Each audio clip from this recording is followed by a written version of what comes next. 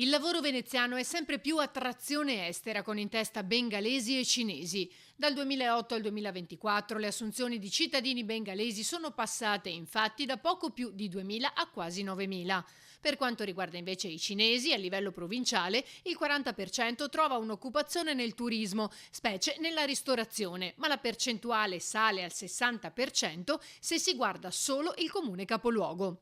Sono i dati di una ricerca dell'Ufficio Studi della CISL Venezia, che ha analizzato il cambiamento della composizione sociale del territorio negli ultimi anni. In particolare abbiamo rilevato che nell'agricoltura già oltre il 50% delle assunzioni è di componente straniera, il 42% invece nell'industria, in realtà solo il 32% nel settore del turismo. E però proprio il settore del turismo merita un approfondimento particolare, perché in questo settore abbiamo rilevato che alcune nazionalità rappresentano una componente maggioritaria, comunque molto forte, in particolare la nazionalità bengalese. Nel comune di Venezia abbiamo avuto un aumento vertiginoso delle assunzioni di questa comunità. I kosovari invece trovano occupazione soprattutto nelle costruzioni, oltre il 50%.